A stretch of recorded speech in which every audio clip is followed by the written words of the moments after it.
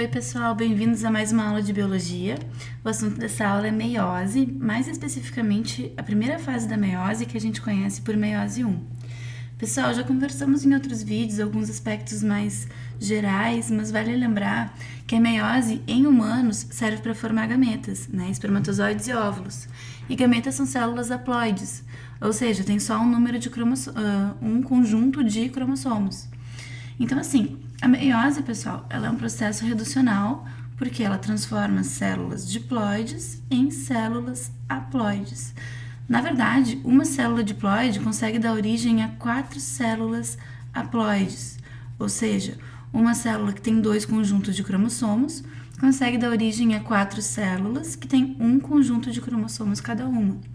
Por exemplo, uma célula mãe de óvulos tem 46 cromossomos, enquanto os óvulos, que são originados do processo meiótico, têm 23 cromossomos cada um, tá? Mas como é que acontece isso daqui? Na verdade, a meiose ela é dividida em 2 fases, a meiose 1 e a meiose 2. A meiose 1 é a etapa que a gente chama de reducional, ou seja, a gente representa ela com um Rzinho e ponto de exclamação. É a parte da divisão celular onde a gente reduz o número de cromossomos da célula mãe, né?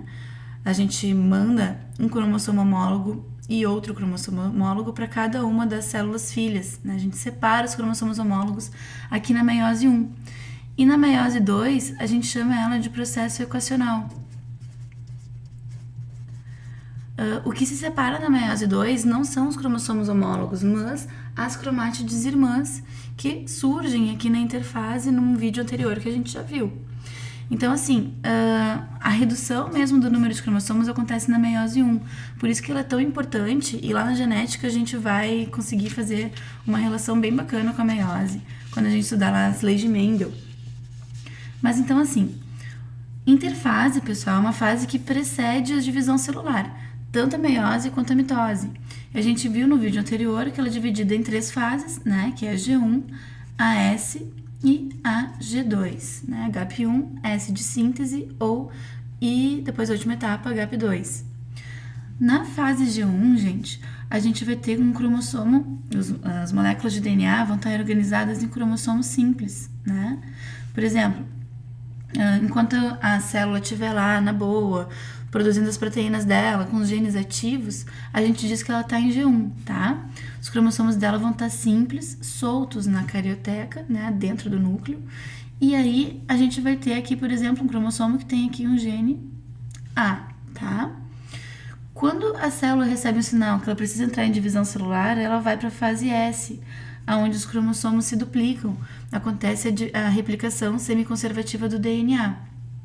Enfim, na prática, o que acontece é que esse cromossomo aqui, ele faz uma cópia dele mesmo. E essa cópia acaba ficando presa pelo centrômero, a região central do cromossomo. Então, se ele tinha um alelo A dominante, a sua cópia também vai ter o mesmo alelo A dominante, certo? E em G2 a gente vai ter lá a separação dos centríolos e centrossomos, né? O início da migração deles em direção a polos opostos da célula, que a gente vai concluir na prófase 1. Gente, o que é um cromossomo homólogo? Se eu sou diploide, eu recebi um conjunto de cromossomos do meu pai, através do espermatozoide que me formou, e um conjunto de espermatozoides da minha mãe, através do óvulo que me formou. Esse cromossomozão aqui, por exemplo, ele pode ter vindo lá do espermatozoide do pai, enquanto a mãe me mandou um cromossomo que tinha o mesmo gene, o gene A, só que com a variação dele recessiva, com o alelo recessivo. Ou seja, eu sou heterozigota, eu sou azão azinho, né? Eu tenho um alelo dominante e um alelo recessivo para o mesmo gene, né? E lá na fase S, se eu duplico esse cromossomo aqui, eu vou duplicar esse aqui também. Eu vou duplicar todos os cromossomos, certo? Isso daqui, pessoal, é um par de cromossomos homólogos, par de cromossomos que têm os mesmos genes. E esse aqui é um par de cromossomos homólogos que está duplicados. Eu tenho 2 cromossomos duplicados.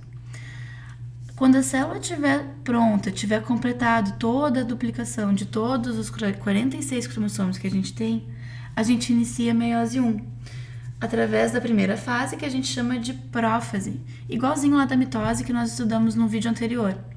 Mas a gente vai chamar essa aqui de prófase 1, porque é a prófase da meiose 1, da primeira etapa de divisão meiótica. E a prófase 1 ela é um pouquinho mais complexa do que a mitose.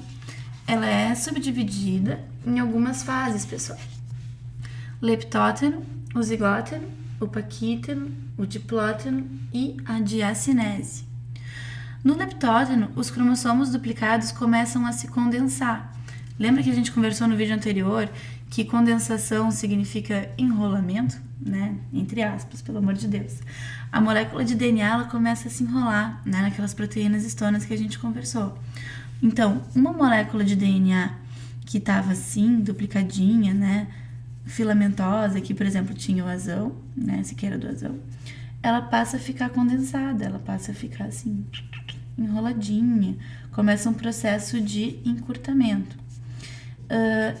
Essa condensação dos cromossomos, ela é constante, ela vai acontecendo ao longo de toda a prófase 1, tá? E a condensação dos cromossomos, ela atinge o máximo, né, de espiralização, de enrolamento, lá na metáfase, que é uma fase que só acontece quando acaba aqui a diacinese, tá?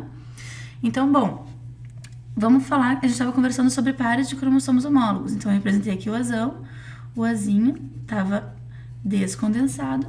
Lá no leptóteno, o azinho também vai começar a condensar, assim como o seu cromossomo homólogo, que tinha o gene azão. Esse é o principal evento lá do leptóteno. No zigóteno, pessoal, os cromossomos homólogos, eles começam a se parear, porque até aqui eles estavam todos dispersos, soltos lá no núcleo da célula, né, dentro da carioteca.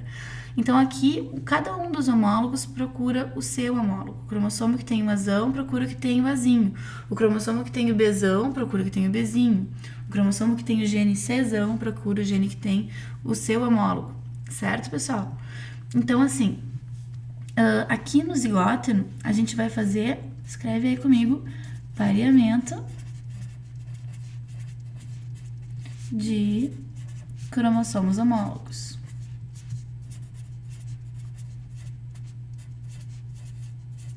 Ou seja, o azão vai ficar lá do ladinho do azinho.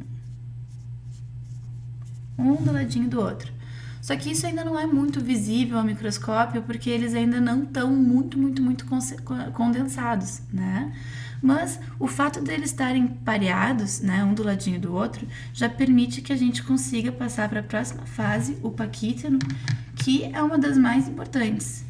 Porque é no paquíteno que a gente faz um evento muito legal, exclusivo da meiose, que se chama crossing over. Ou seja, é aqui, pessoal, que vai acontecer um fenômeno muito importante que aumenta a variabilidade genética das células filhas, né? O que é o crossing over? Lembra que os cromossomos eles estavam pareados? O que acontece aqui, pessoal, é que a gente pode simplesmente... Pode acontecer, é um evento que pode ou não acontecer, ele é aleatório, né? De 100 células que entram em meiose, aproximadamente umas 20 podem fazer o crossing over, né? Então, é um evento que nem sempre acontece. Mas, enfim, se acontecer, acontece o seguinte. Acontece um rompimento de cromátides, certo? Dos cromossomos homólogos. Essa cromátide aqui quebra um pedacinho e essa cromátide aqui também quebra um pedacinho. Logo em seguida, o que acontece é que os dois cromossomos homólogos, eles trocam esses pedacinhos de cromátides que têm o gene de interesse. O crossing over, na prática, é quando eu mando esse alelo azão para esse cromossomo aqui e esse alelozinho para este cromossomo aqui. De forma que, depois do paquíteno, se acontecer o crossing over, a gente vai ter os cromossomos da seguinte maneira.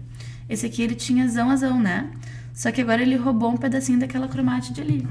Vou até indicar aqui o local em que aconteceu o crossing over. Ele roubou um pedacinho da cromátide irmã desse cromossomo homólogo. Então, ele vai ter aqui o azinho. Lembra que antes ele era azão? Agora, ele tem maior variabilidade genética por ter um alelo que pertencia ao outro cromossomo. E o mesmo acontece com outro cromossomo. Aí, lembra que ele era azinho, né? Azinho. Só que ele roubou esse azão aqui aí ele vai ficar azul, certo? Então, eles estão diferentes do que eles eram no início do processo. Isso é o crossing over, é um fenômeno no qual a gente aumenta a variabilidade genética desses cromossomos, certo? Isso é muito importante, porque esses cromossomos é o que vão parar lá nos gametas, nos espermatozoides e óvulos, né?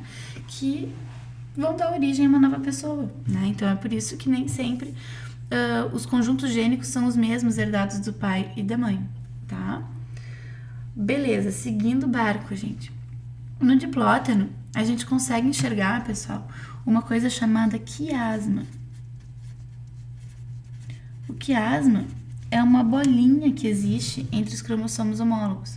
Porque, na verdade, aqui, pessoal, o que vai acontecer? Lembra, os cromossomos homólogos aqui, eu posso até ter representado eles separadinhos, mas, na verdade, eles ainda estavam pareados, né? Eles tinham recém trocado aqueles pedacinhos de cromátide. A condensação dos cromossomos aqui, ela tá muito boa quando chega nessa fase aqui no diplótano. Então, o que acontece é que esses cromossomos, eles ficam muito visíveis no microscópio. Quando o cientista observa essas células no microscópio, ele enxerga muito bem os cromossomos quando eles estão super enroladinhos.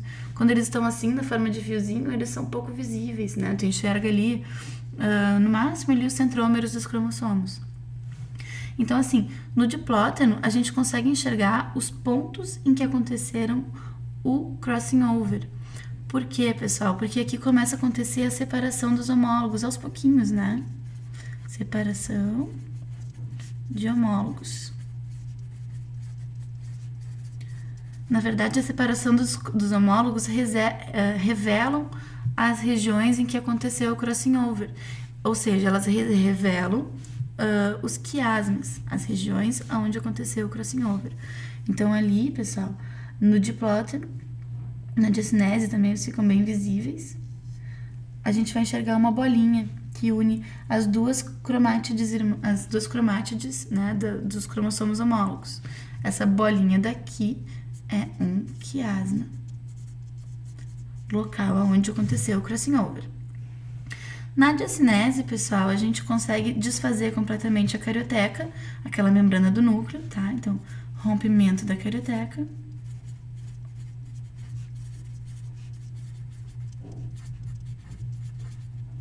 E como a carioteca se desfaz, as fibras de microtúbulos produzidas pelos centríolos já conseguem chegar pertinho ali dos cromossomos, ali dos centrômeros, tá?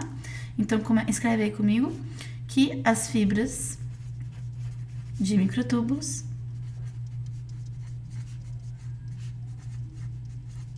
se ligam aos cromossomos. No final do processo, pessoal, o que a gente vai ter é o seguinte, por exemplo, vou pegar aqui uma outra corzinha de caneta para não ficar tão azul. A gente tinha ali 2 cromossomos homólogos, certo? Tava ali o que tinha o azul e o que tinha o azinho, tá? O que a gente viu? A gente viu que esses cromossomos, eles podem ficar ligados pela região em que aconteceu o crossing over. Depois que aconteceu o crossing over, eles trocaram um pedacinho de cromátide. Esse aqui vai ficar com um pedacinho de azinho, né? E o outro cromossomo homólogo vai pegar o azão que estava nesse cromossomo daqui, certo? Essa região aqui em que acontece a troca de pedacinho de cromátide é a região que a gente chama de quiasma, certo? Esses cromossomos, não se esqueçam, eles vão estar bem condensadinhos, bem enroladinhos lá no final da diacinese, né? E lá no final da diacinese, como a carioteca se rompe, lembra dos microtúbulos, aquelas organelas que a gente representa assim como um Tzinho, né? Que fica lá no citoplasma, dentro do centrossomo?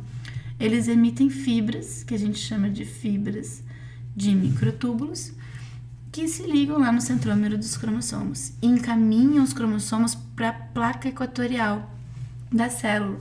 Então tá, pessoal, até a próxima e um beijão.